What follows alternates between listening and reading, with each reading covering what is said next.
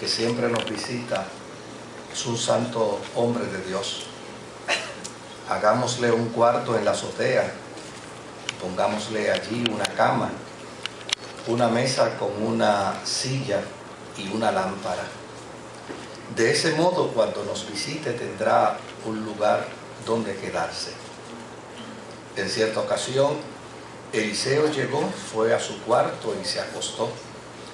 Entonces le dijo a su criado Giezi: llama a la señora. El criado así lo hizo y ella se presentó. Entonces Eliseo le dijo a Giezi: dile a la señora: te has tomado muchas molestias por nosotros. ¿Qué puedo hacer por ti? ¿Quieres que le hable al rey o al jefe del ejército en tu favor? Pero ella le respondió: yo vivo segura en medio de mi pueblo. Eliseo le preguntó a Giezi: ¿qué puedo hacer por ella? Bueno, contestó el siervo, ella no tiene hijos y su esposo ya es anciano. Llámala, ordenó Eliseo. Giezi la llamó y ella se detuvo en la puerta. Entonces Eliseo le prometió: el año que viene, por esta fecha, estarás abrazando a un hijo. No, mi señor, hombre de Dios, exclamó ella, no engañe usted a su servidora. En efecto, la mujer quedó embarazada y al año siguiente, por esa misma fecha, dio a luz un hijo, tal como Eliseo se lo había dicho. El niño creció y un día salió a ver a su padre, que estaba con los segadores. De pronto exclamó: ¡ay, mi cabeza! Me duele la cabeza. El padre le ordenó a un criado: llévaselo a su madre. El criado lo cargó y se lo llevó a la madre, la cual lo tuvo en sus rodillas hasta el mediodía. A esa hora, el niño murió. Entonces ella subió, lo puso en la cama del hombre de Dios y cerrando la puerta salió. Después llamó a su esposo y le dijo: préstame un criado y una burra. Enseguida vuelvo. Voy deprisa a ver al hombre de Dios. ¿Para qué vas a verlo hoy?, le preguntó su esposo. No es día de luna nueva ni sábado. No importa, respondió ella. Entonces hizo aparejar la burra y le ordenó al criado: anda, vamos, no te detengas hasta que te lo diga. La mujer se puso en marcha y llegó al monte Carmelo, donde estaba Eliseo, el hombre de Dios. Este la vio a lo lejos y le dijo a su criado Giezi: mira, ahí viene la tsunamita. Corre a recibirla y preguntarle cómo está ella y cómo está su esposo y el niño. El criado fue y ella respondió por todos: están bien. Pero luego fue a la montaña y se abrazó a los pies del hombre de Dios, Giezi se acercó con el propósito de apartarla, pero el hombre de Dios intervino: déjala, está muy angustiada y el Señor me ha ocultado lo que pasa, no me ha dicho nada. Señor mío, le reclamó la mujer, ¿acaso yo le pedí a usted un hijo? No le rogué que no me engañara. Eliseo le ordenó a Giezi: arréglate la ropa, toma el bastón y ponte en camino. Si te encuentras con alguien, ni lo saludes. Si alguien te saluda, no le respondas. Y cuando llegues, coloca el bastón sobre la cara del niño. Pero la madre del niño exclamó: le juro a usted que no lo dejaré solo, tan cierto como que el Señor y usted viven. Así que Eliseo se levantó y fue con ella. Giezi, que se había adelantado, llegó y colocó el bastón sobre la cara del niño, pero este no respondió ni dio ninguna señal de vida. Por lo tanto, Giezi volvió para encontrarse con Eliseo y le dijo: el niño no despierta. Cuando Eliseo llegó a la casa, encontró al niño muerto, tendido sobre su cama. Entró al cuarto, cerró la puerta y oró al Señor. Luego subió a la cama y se tendió sobre el niño, boca a boca, ojo a ojos y manos a manos, hasta que el cuerpo del niño empezó a entrar en calor. Eliseo se levantó y se puso a caminar de un lado al otro del cuarto, y luego volvió a tenderse sobre el niño. Esto lo hizo 7 veces, al cabo de los cuales el niño estornudó y abrió los ojos. Entonces Eliseo le dijo a Giesi: llama a la señora. Giesi así lo hizo.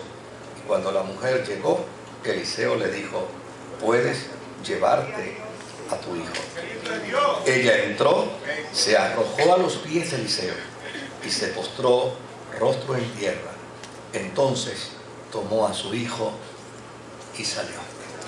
El Señor añada bendición a su palabra. Pueden sentarse, queridos.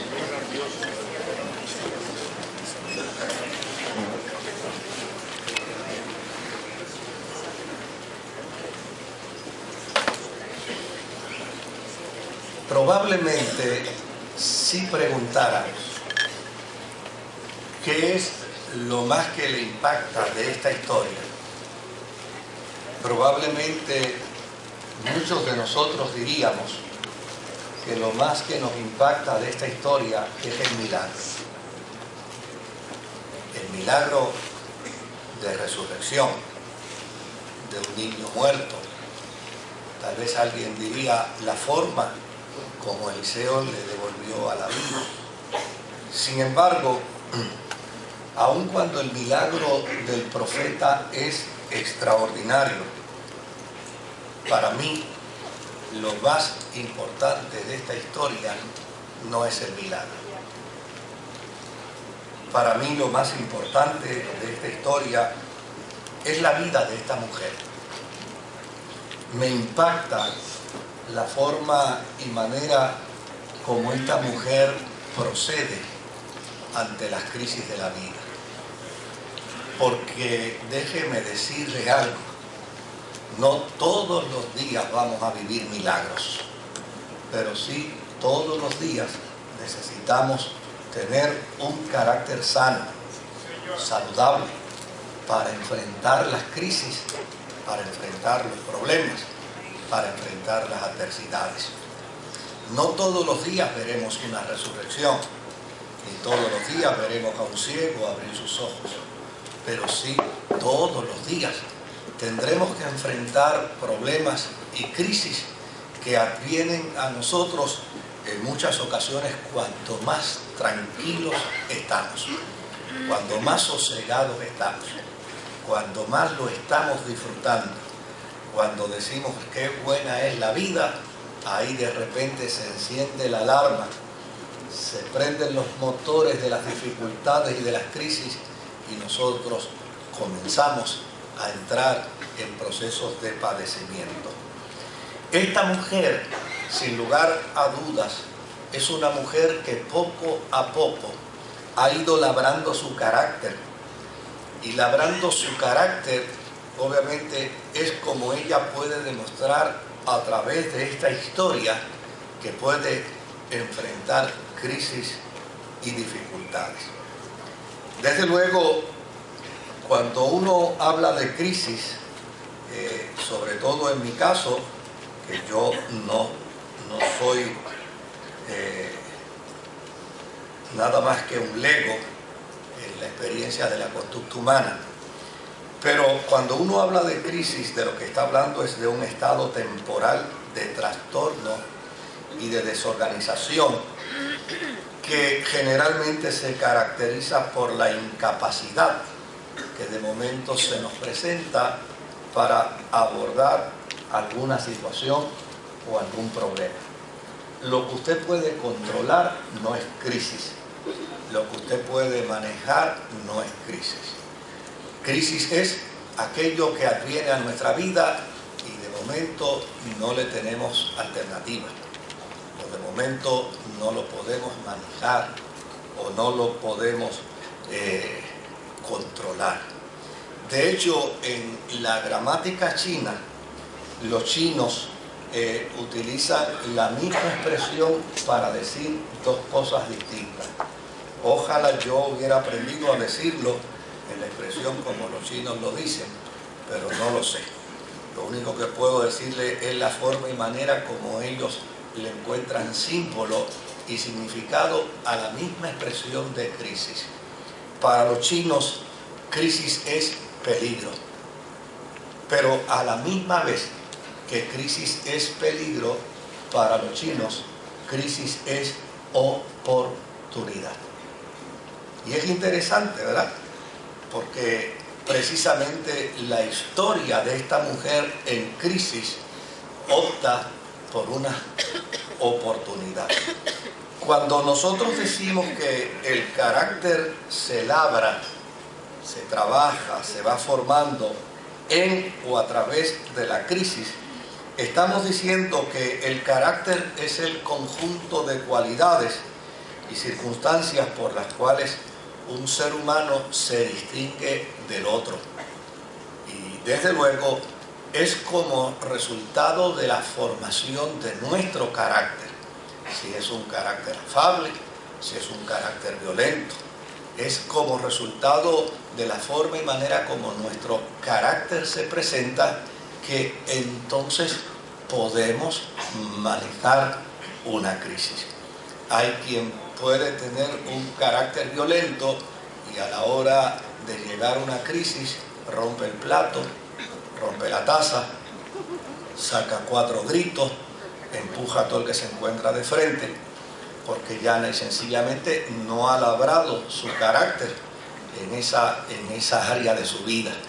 Quien tiene un carácter dócil, quien tiene un carácter sereno, probablemente a la hora de la crisis se sienta primero a reflexionar, aun cuando sabe que la crisis es crisis porque no puede trabajar con ella, pero entonces se sienta a buscar una alternativa y a encontrar alguna oportunidad para manejar la situación y la adversidad.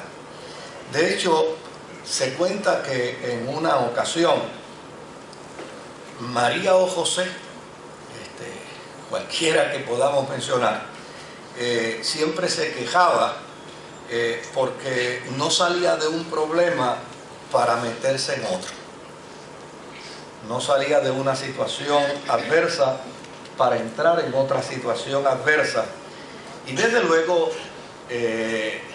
expresaron que ya no podían soportar más tantas crisis en su vida. Y el argumento de María y de José era precisamente ese, que no salgo de una para meterme en otra.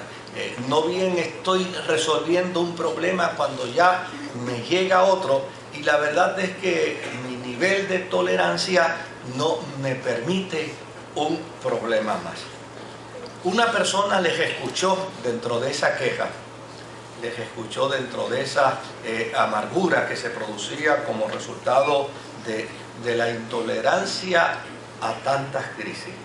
Y desde luego, cuando les escuchó, los invitó para que observaran un proceso bien sencillo que él iba a realizar para darles una lección de vida. Tomó una zanahoria, tomó un huevo y tomó un poco de harina de café. Lo puso en 3 recipientes distintos y desde luego echó agua y empezó a hervir. Cuando terminó de hervir los 3 recipientes, le mostró que la zanahoria, que al principio era dura, como resultado del agua hirviendo, se había puesto blandita.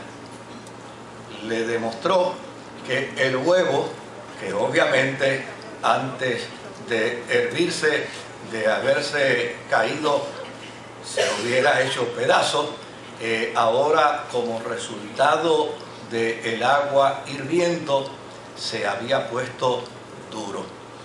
Y desde luego le demostró que con la harina de café en el agua hirviendo, todo el área se llenaba de un aroma extraordinario. Y esta persona de esta forma le hizo saber a José y a María que llana y sencillamente así nos puede pasar a nosotros con las crisis. A veces creemos estar fuertes, creemos estar duros, creemos estar capacitados. Una vez nos encienden la hornilla y empieza a calentarse el agua, nos ponemos blanditos.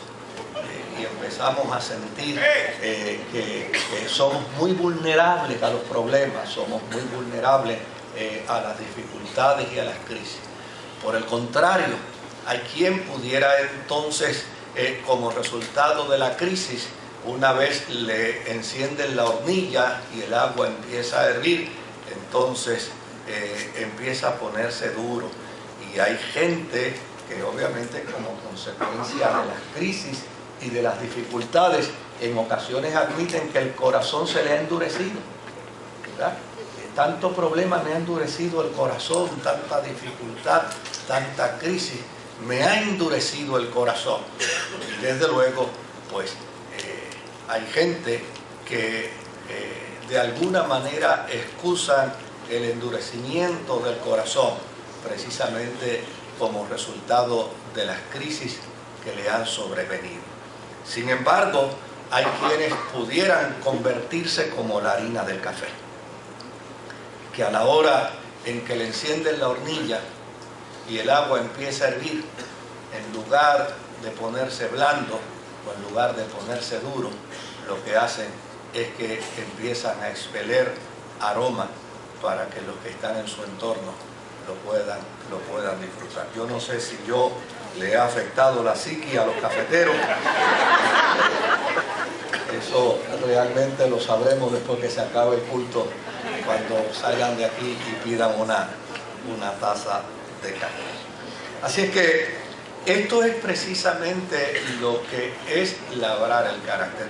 Usted no puede impedir que una crisis venga a su vida.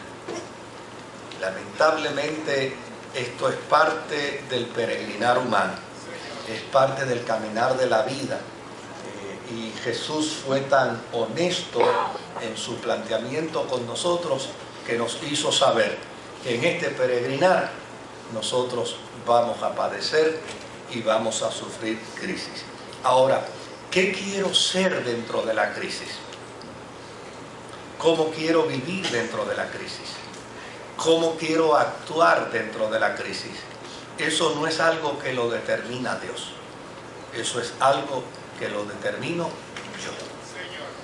Cada uno de nosotros puede determinar cómo trabajar en medio de una crisis.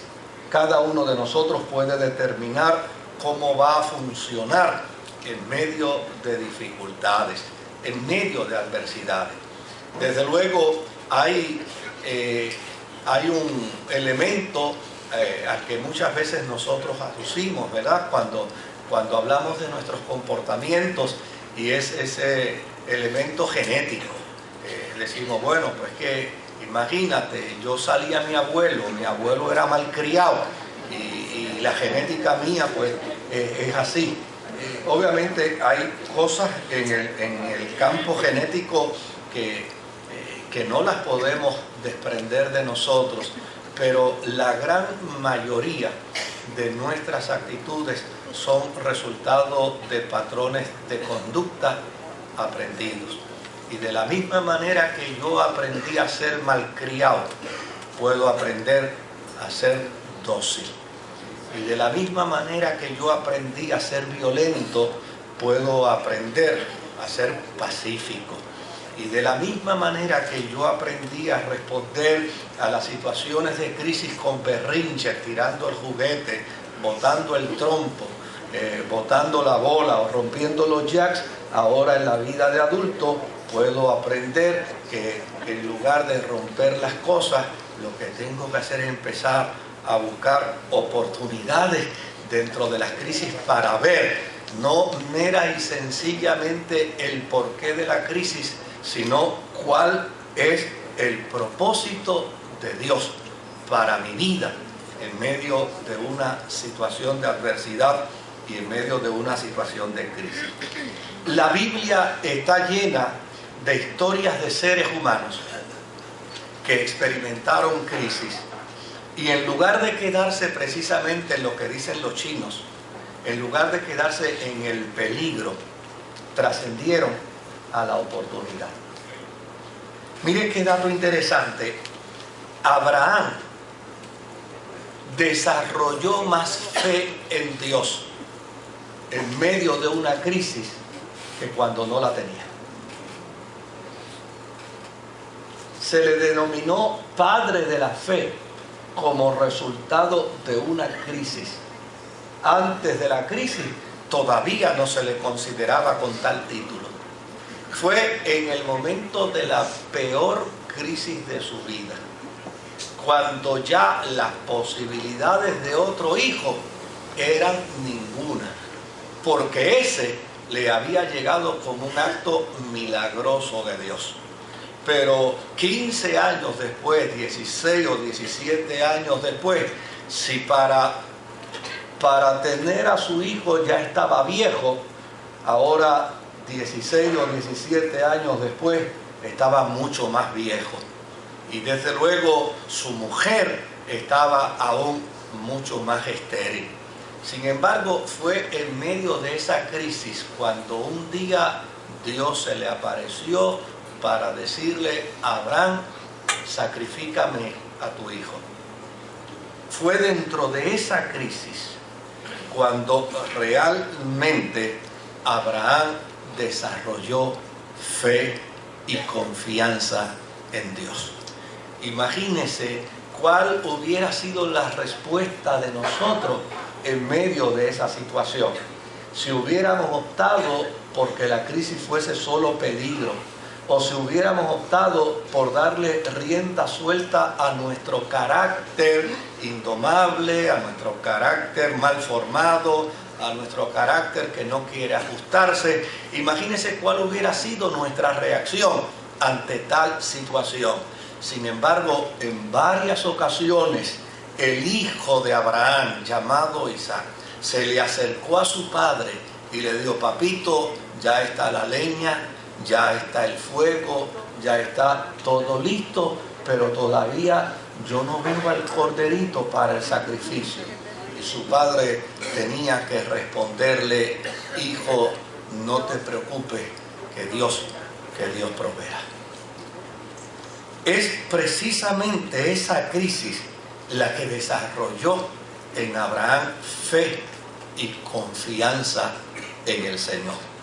De hecho, Moisés, el de la Biblia, el que está hablando con ustedes todavía necesita trabajar algunas cosas, ¿no? Pero el de la Biblia se relacionó con Dios más y entró en un proceso de intimidad con Dios mucho más profunda, precisamente como resultado de una crisis. Salió a defender a uno de los suyos, y defendiendo a uno de los suyos, mató a un egipcio. Y después que mató al egipcio, los mismos suyos empezaron a decirle: tú mataste a un egipcio, lo que lo provocó y lo llevó a una profunda crisis. Como resultado de esa crisis salió Moisés huyendo hacia el desierto, y estando precisamente en el desierto fue cuando Dios se le apareció, y donde él desarrolló una relación con Dios tan estrecha al punto de que Dios lo invitó a entrar al lugar santísimo, al lugar santo, al lugar de su presencia. Por el otro lado, es como resultado de una crisis que José llegó al palacio.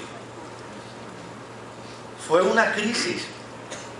Lo toman como esclavo, lo venden como esclavo sus hermanos, lo compra uno de los líderes más prominentes, y una vez lo compra como esclavo, lo lleva a su casa. La mujer acusa a José de que trató de abusar sexualmente de ella, y finalmente el esclavo se hace doblemente esclavo, porque ahora no solamente es esclavo, sino que ahora es preso, y lo llevan a la cárcel. Y dentro de esa crisis fue que José tuvo entonces un proceso de crecimiento y de desarrollo extraordinario, al punto que de ser esclavo y preso se convirtió en un hombre de importancia y de relevancia dentro de aquella nación. Es como resultado de una crisis que Pablo y Silas ven un milagro de Dios. Miren qué interesante. Como resultado de una crisis, resulta que Pablo y Silas están predicando el Evangelio. En Éfeso aparece una muchacha adivina. Entra esta muchacha detrás de ellos con imprudencia a tratar de coger pon con el ministerio de Pablo y de Silas, diciendo estos son siervos del Dios Altísimo, y finalmente Pablo les reprende el espíritu de adivinación. La muchacha se queda sin poder adivinar, los que la mercadean se quedan sin dinero y finalmente los meten a la cárcel. Mire qué crisis, mire qué crisis. Puede ser señal de peligro o puede ser señal de una oportunidad para ver a Dios. Y es dentro de la crisis de la cárcel que en lugar de empezar a pelear y a romper traste y a decir me voy a desaparecer, no me van a ver más, es precisamente, y por si acaso me voy a quitar la vida, porque hay gente que piensa quitarse ellos en el momento en que viven experiencias profundas de crisis. En lugar de eso, Pablo y Silas se pusieron a cantar: manda fuego, Señor, y Cristo rompe las cadenas, y no hay Dios tan grande como tú. Y mientras están cantando, precisamente sucede el gran milagro donde las puertas de la cárcel se abren. Es precisamente dentro de la crisis que nosotros poseemos a un Redentor, a un Salvador, a un Señor.